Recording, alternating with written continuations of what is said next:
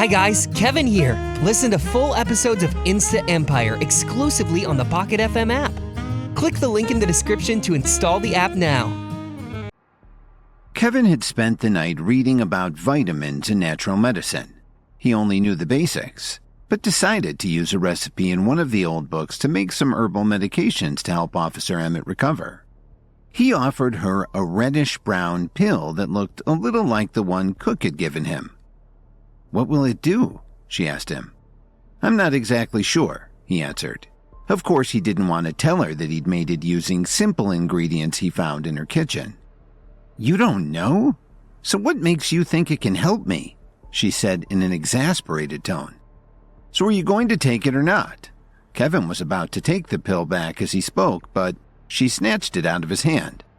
Officer Emmett stared at the pill in her hand. She looked at Kevin and asked him, "You've already taken something like this, haven't you? That's how you got so strong." "If you're not going to take it, then I'd like to have it back," Kevin said. "Who said I don't want it?" She tossed the pill in her mouth and swallowed it with a gulp of water. They waited anxiously for about 5 minutes. Finally, Kevin asked her, "Do you feel anything?" "I feel like I'm going to be another 5 minutes late to work," she remarked. Then she asked him, "Are you sure you followed the recipe right?" "I'm not sure. The one I took was given to me by someone else," Kevin said awkwardly as he scratched his head. It was starting to look helpless. The book sounded serious, but maybe none of the things it talked about actually worked. Just then, Kevin's phone rang. He pulled it out of his pocket, looked at the caller ID, and said, "Lily? Where are you? Hurry up and come to Grandma's. My father's back from his trip." Lily's voice sounded a little urgent. "Okay, I'll be there in a little while." Kevin hung up the phone and picked up the 2 old books. Looking at Officer Emmett, he asked her, "Do you mind if I borrow these?" She nodded and said, "Knock yourself out." Then they said goodbye and he headed out the front door. He walked around the corner and found his car. While driving across town to the Jones mansion, Kevin thought about his father-in-law. Oliver Jones had been overseas for the past few years handling family business.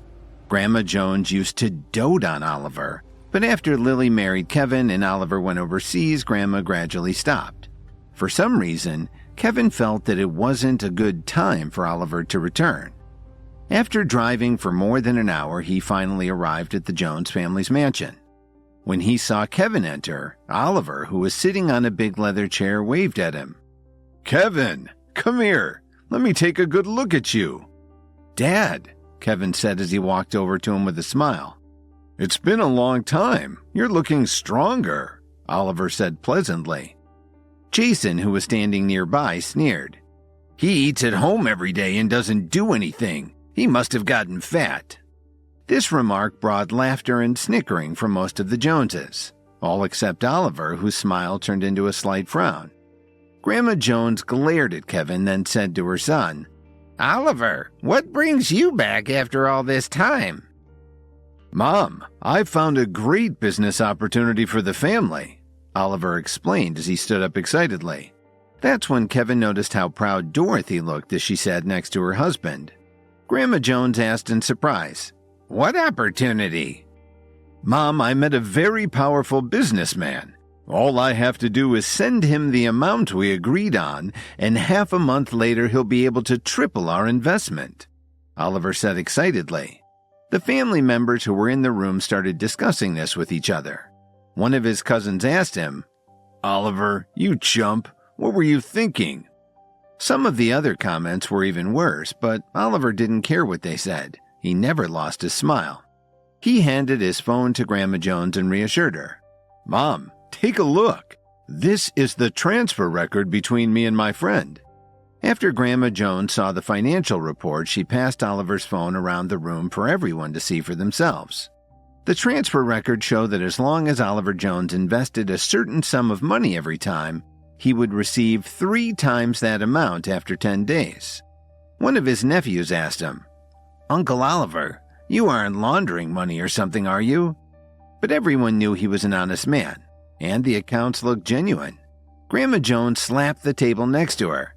Oliver, it's not that I don't trust you, but our family's business isn't doing that well right now. The most I could give you is $90 million. As you know, it would be wise to watch this investment over time. I think we should be more patient, Grandma Jones said hesitantly. Mom, this friend of mine is doing development overseas. He's focusing on some real cutting-edge industries. I guarantee that we'll earn a lot of money from this, he said confidently. Then he added, if we hesitate, he may look for a new partner. It would be a shame for us to miss out on such a fantastic opportunity. Kevin stood up and said, Dad, I think you should go and check on your friend. Dorothy immediately reprimanded Kevin. What are you talking about? How can you interrupt your dad when he's speaking? If you don't understand what we're talking about, just sit there with your mouth shut. Dorothy still couldn't bear to look at Kevin, and she was disappointed that Lily refused to divorce him. Mom, I'm telling the truth, and Dad didn't say exactly what his friend would do with the money. If we invest everything we have, we stand to lose a lot, Kevin explained very seriously. As usual, the rest of the Jones family started criticizing him one after another, saying things like, just go home, you don't belong here, and you don't know what you're talking about. Then Lily whispered to Kevin, Stop it, Kevin. Dad's finally home again. What if you make him angry? Lily, what do you think of Dad's deal with his friend? Kevin asked gravely. Of course I don't believe it, Kevin, but we need to support him, Lily pleaded. She didn't know what else to say. And she really didn't believe that anyone would offer her father such a good investment, even his best friend. It had to be a scam. But she just couldn't get herself to disagree with him, especially in front of the entire family. Grandma Jones didn't pay any attention to Kevin's objections. Her eyes lit up and she stared at Oliver and thought about all the money they could make. Grandma Jones finally let out a breath as if she had made up her mind and said, Oliver, why don't we invest $5 million first? Mom, what are you talking about? We aren't some tiny little unknown family. We're one of the most respected families in all of Chicago. If I only invest $5 million, my friend will think that we're not committed, Oliver implored. He put our family at the top of his list because of our reputation. If we don't show the same faith in him, we may lose the entire deal. They all agreed with him. Nobody wanted to risk being passed over because they were being stingy. They had to commit more than $5 million. Then how much do you think our family should invest in this opportunity? Grandma Jones asked him. Oliver heard her and immediately became excited. Mom, I think we should invest more. We should invest all available funds. Then once we've made enough profit, we can pull back. When Oliver said this, none of the Joneses knew what to do. Even Grandma Jones was uncertain. Grandma, please don't listen to Uncle Oliver. Matilda was the first to stand up and voice her opinion. We're not even the richest family in Chicago, let alone the world. There's no way someone would approach us first. This has to be a scam. Oliver got upset with his niece and yelled, Matilda, I'm talking with your grandmother. Please don't interrupt. Even though Oliver used to be one of the most respected members of the family, he was no longer Grandma Jones's favorite. A lot of the Joneses held a grudge against him. For one thing, they thought his son-in-law Kevin was a deadbeat.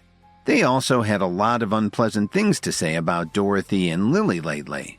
And to top it all off, Oliver had been out of the country for years.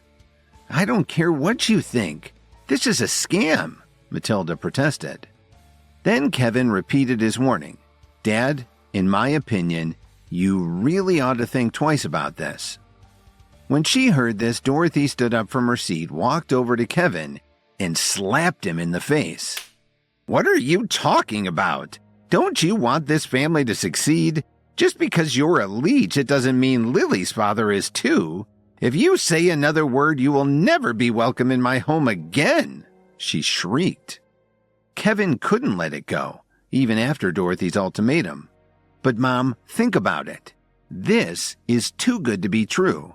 If it were this easy to make a fortune, nobody in the world would be poor. Dorothy gave Kevin a vicious slap on the other cheek, shouting, That's it! Get out of here now! Before Kevin could say anything else, Matilda interrupted him. "Uncle Oliver, you didn't come back home just to let the family get cheated out of millions, did you?" Suddenly, Jason had an idea. The way he saw the situation, Oliver's friend claimed he could triple their money in 10 days. Did he think that they were fools?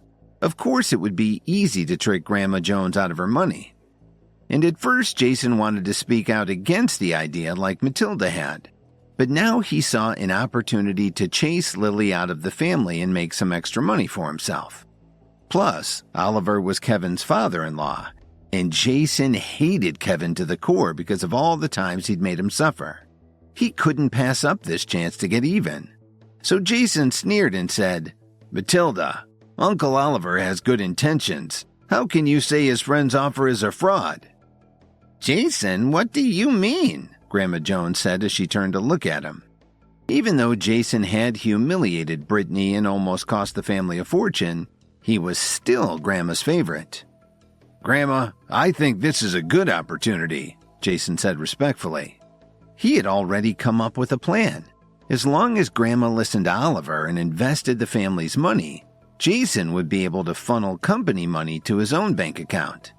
This deal his uncle had found was definitely a scam.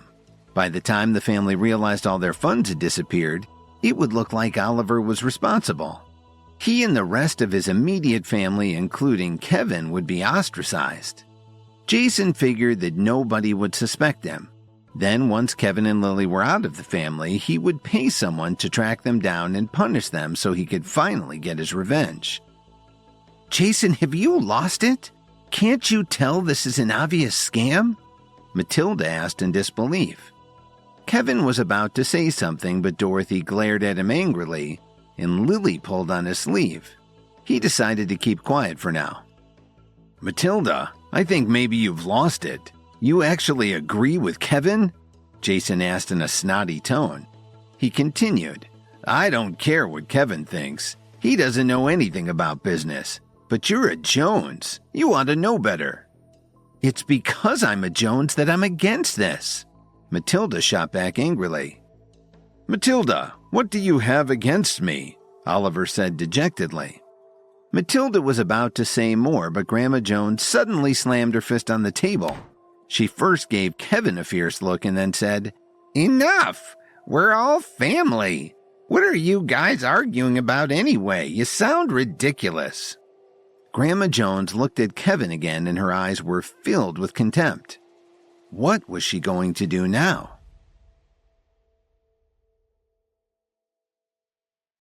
Hi guys, Kevin here. Listen to full episodes of Insta Empire exclusively on the Pocket FM app. Click the link in the description to install the app now.